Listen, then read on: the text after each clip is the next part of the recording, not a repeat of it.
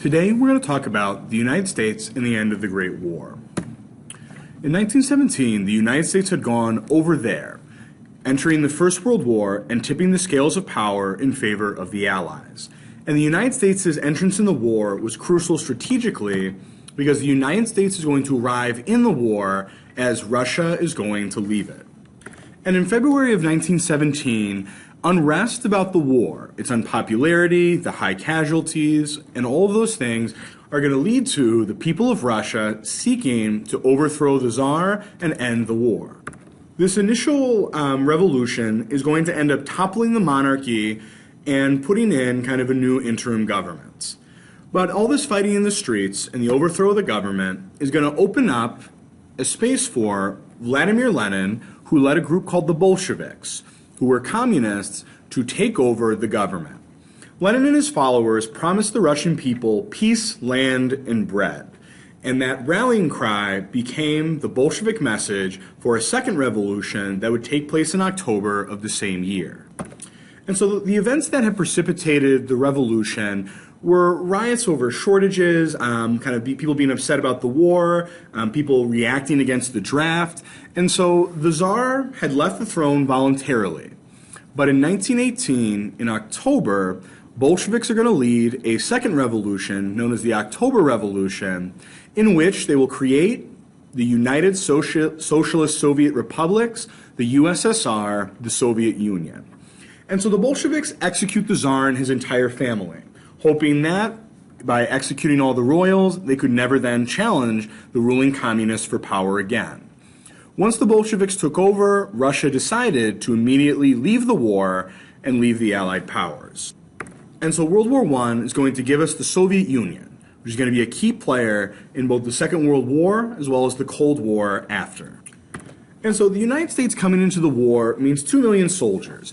They were nicknamed doughboys after the helmets that they used. They would use their helmets to make basically bread and make dough, and so they got the nickname to be doughboys. But these 2 million soldiers are coming in at a time when most of Europe has been ravaged by years of war. They are fresh soldiers, they're fresh supplies, and ultimately they're going to tip the scales a little bit in favor of the Allied powers. However, Germany really not defeated at this point. And when American soldiers arrive in Europe on July 4th of 1917, there's this idea that the Americans are repaying an old debt, that they are there to liberate France the way that France had helped liberate the United States in the Revolution. And so Colonel Charles Stanton said that America has joined forces with the Allied powers, and what we have of blood and treasure are yours. Therefore, it is that which loving pride we drape the colors in tribute of respect to the citizen of your great republic. And here and now, in the presence of our illustrious dead, we pledge our hearts and our honor in carrying this war to a successful issue. Lafayette, we are here. And American soldiers at the grave of the Marquis de Lafayette pledged themselves to help France win their war against Germany.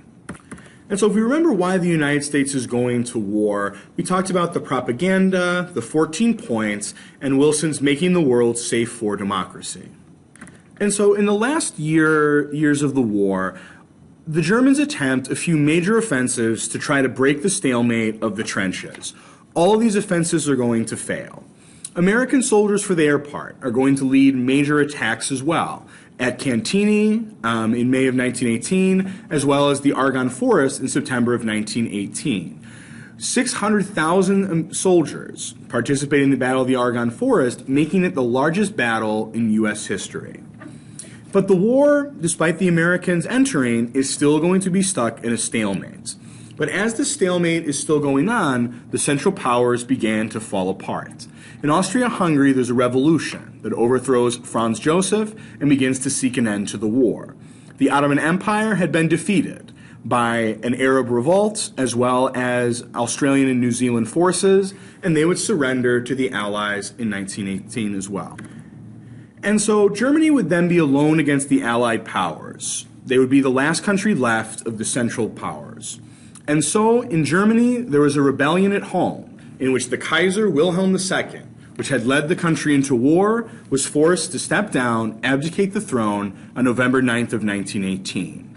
And just 2 days later, on November 11th, the armistice was signed by all the major combatants of the war. It was a ceasefire, not a surrender or a treaty. Germany was not really defeated at this point. They could still hang on. They still had a reasonable chance to keep the stalemate going. But with the entrance of American soldiers and the departure of all of their allies, they don't think they can win. And so a peace conference was called in France for these major powers to try to come up with a solution for ending the war and the world after it. And so the armistice was signed in a railway car. On the 11th hour of the 11th day of the 11th month, the Great War had come to an end. Now, this railroad car is going to be very, very significant because eventually the railroad car in which German officers basically surrendered to France is going to be the same railroad car that Adolf Hitler is going to make the French surrender to Nazi Germany in. So, if you're looking for those connections between World War I and World War II, even the railway car is one of them. And so the major world powers met in France at the Palace of Versailles. And there they negotiated and signed a treaty, which is known as the Treaty of Versailles. And the main people coming up with the terms of this treaty are going to be known as the Big Four. And they are the leaders of the major Allied powers. David Lloyd George of England, Vittorio Orlando of Italy, Georges Clemenceau of France, and Woodrow Wilson, the President of the United States. But once they get to the negotiations, the German delegation, which is shown in this picture here, are pretty much shut out from all the major negotiations. The Allied powers are treating this war as though they had won it outright, not that they were trying to negotiate the end to a stalemated war. And so the Germans had very little input in the actual treaty itself. And likewise, Woodrow Wilson is going to have limited influence on the treaty that's going to be signed. And so throughout the course of the negotiations, the 14 points that Woodrow Wilson had said had to be the goal of the war are barely discussed, and almost none of them actually make it into the proper treaty. And so after the war, a lot of Americans are going to point to World War I, and they're going to say that their involvement in it was actually a mistake because they did not get any of the causes, the goals that they had fought for. And so the actual terms of the treaty that Germany was made to accept were very, very different from the 14 points. In fact, the only real 14 point that made it there was the creation of a League of Nations. Although American cynicism over the rest of the treaty essentially is going to lead the United States to choose not to join this League of Nations, even though they were the ones who pushed for it. But as terms of this war, really the goal of this is to punish Germany. And so there's a bunch of parts of this treaty that are going to be hard for ordinary Germans to accept. The first is that Germans must accept responsibility for the war, saying that they were the guilty ones that caused the war. Because they have to accept responsibility, the Allied powers then said that Germany had to disarm its army and navy, which was a big source of pride for Germans, and stay disarmed.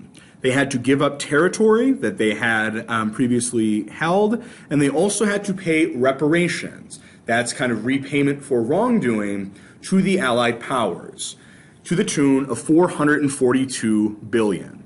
Now, if you're talking about reparations, you're talking about asking an economy ravaged by war to pay back $442 billion to the countries that it lost to. And so as a result of this treaty, there's going to be some major changes that are going to happen.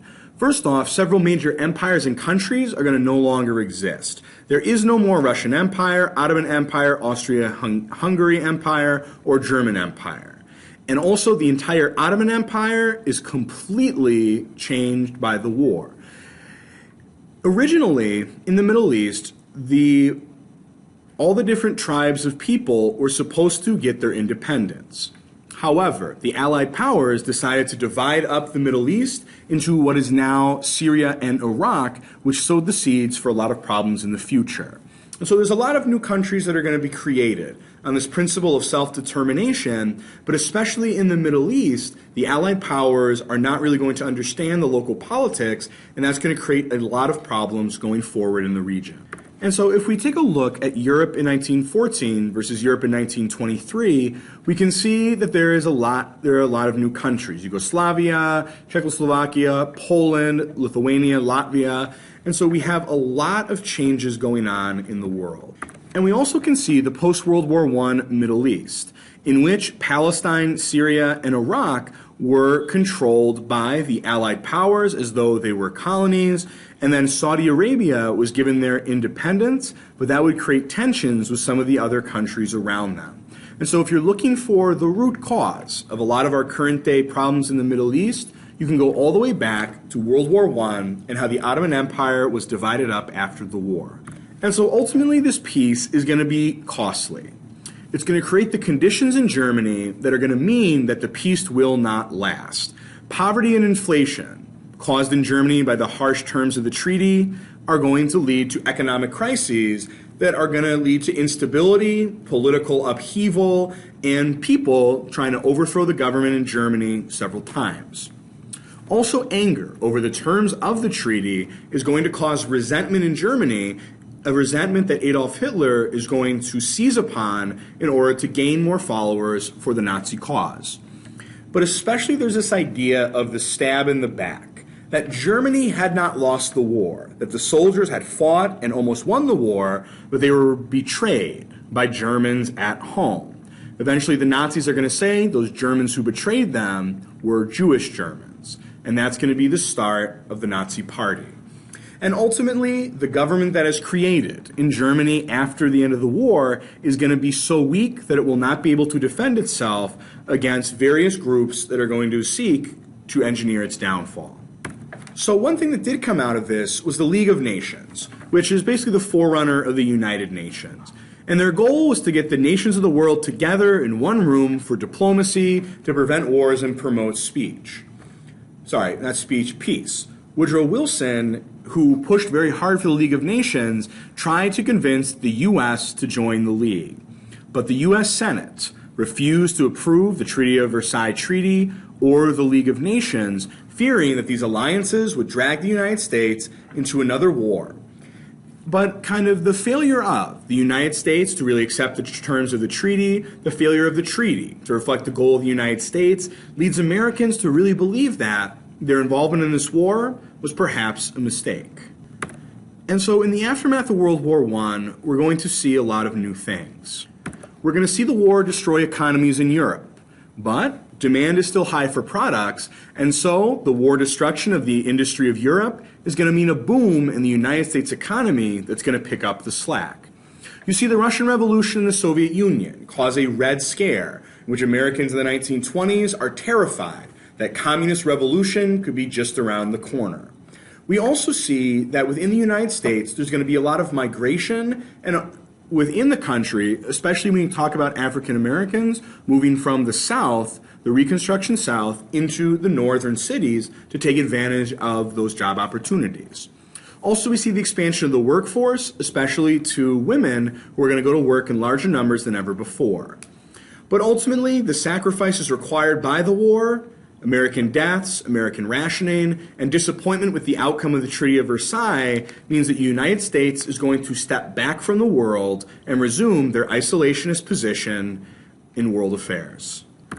And in the world, a few other things are going to change. You're going to see the United States become a world power. The world map is going to be redrawn with new countries and new territories. The Soviet Union is created and is going to begin to rise to prominence as well.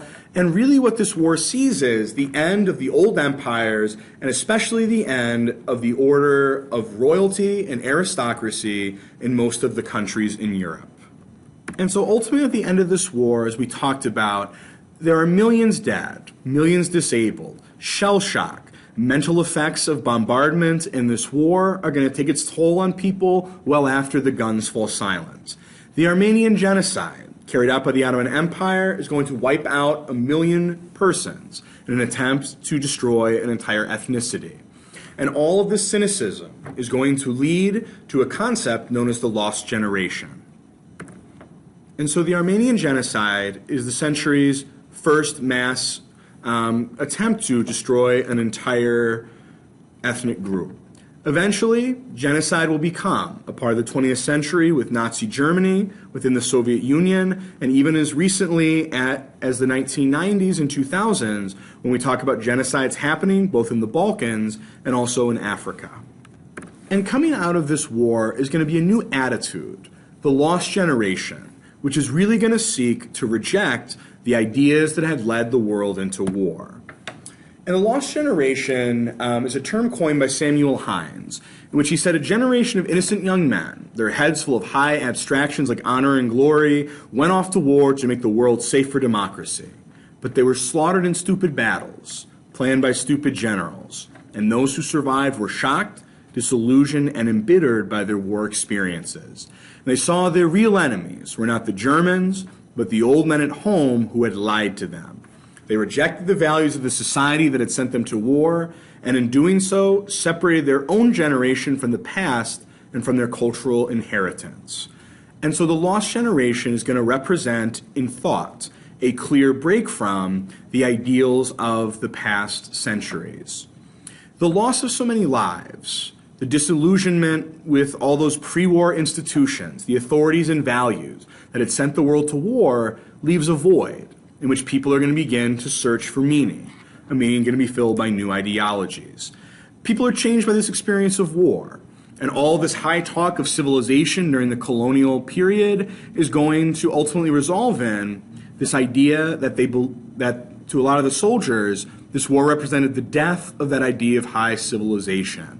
And ultimately, this leads to a lot of aimlessness, a loss of faith in morals, in religion, in political institutions, which leads to cynicism, as well as the indulgence and the opulence of the Roaring Twenties. Because remember, if there are no morals, then anything is permissible. An American author, Ernest Hemingway, himself having experience in the First World War, wrote that in the old days they wrote that it was sweet and fitting to die for one's country. But in modern war, there's nothing sweet nor fitting in your dying. You will die like a dog for no good reason. And he also wrote that if people bring so much courage to this world, the world has to kill them to break them. And of course, it kills them. The world breaks everyone. But those that it will not break, it kills. It kills the very good and the very gentle and the very brave impartially. And so this idea of kind of cynicism, hopelessness, is going to characterize the attitudes of people after this war. And then finally, World War I is going to lead into World War II. The conditions are created for the rise of the Nazi Party in Germany. Fear of war by the other European powers are going to make them appease the Nazi Germany and not step in to stop their expansion. And then ultimately, the League of Nations is going to fail, and that League of Nations is unable to mediate any of the disputes that are going to lead to the war. And so 20 years from the end of World War I, World War II, fought by the same countries for largely the same reasons, is going to break out. And so we talk about World War I in terms of the making of the 20th century, the 1900s, because World War I represents a departure from that time. The civilization that was so prized in the 19th century dies. Warfare becomes industrialized. Mass killing and mass destruction become the norm. Major empires are going to fall, and all the values and traditions of society that characterized the century before are going to be washed away. And those old powers are going to begin to be replaced by new ones in the United States and the Soviet Union. And so ultimately, World War I is a watershed moment in the history of the world. It represents a time caught between the past and the values of it and the future in which we all live.